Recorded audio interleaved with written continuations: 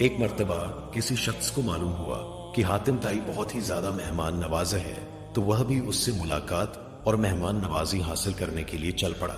اتفاق یہ ہوا کہ حاتم تائی گھر پر موجود نہ تھا، وہ کسی ضرورت کے لیے باہر گیا ہوا تھا۔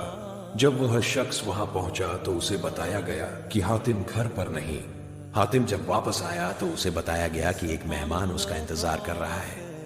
یہ سن کر اس نے اپنے خادموں کو فوراً کھانا تیار کرنے کا حکم دیا، لیکن گھر میں گوشت موجود نہ تھا، اور حاتم تائی کبھی یہ برداشت نہیں کر سکتا تھا کہ اس کے دسترخوان پر مہمان خالی یا معمولی کھانا کھائے۔ اس نے بڑی تکلیف دل کے ساتھ فیصلہ کیا کہ آج اس کا سب سے عزیز گھوڑا ذبح کر کے کھانا تیار کیا جائے۔ دل دکھا، مگر مہمان نوازی کے لیے یہ وحید راستہ تھا۔ جب کھانا تیار ہو گیا تو حاتم نے مہمان کی خوب خاطر تواضع کی۔ مہمان نے کھانا کھاتے ہوئے کہا، اگر مجھے پہلے معلوم ہوتا تو میں آپ کے محبوب گھوڑے کی ایک جھلک دیکھنے کی فرمائش لازماً کرتا۔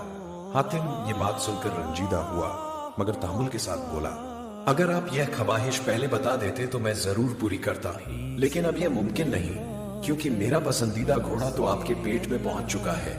پھر اس نے سارا واقعہ مہمان کو بتایا اور افسوس کے طور پر ایک اشرفیوں سے بھری ہوئی تھیلی پیش کی تاکہ وہ چاہے تو اس سے بھی اچھا گھوڑا خرید سکے۔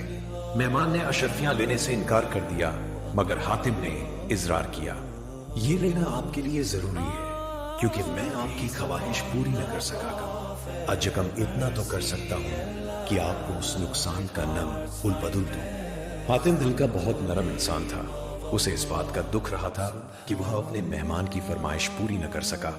مہمان حاتم کی سچائی، سخاوت اور اخلاق کی تعریف کرتا ہوا رخصت ہوا، اور اس کے محبوب گھوڑے کی قربانی کو بھی قدر کی نگاہ سے دیکھتے ہوئے اپنے گھر لوٹ گیا۔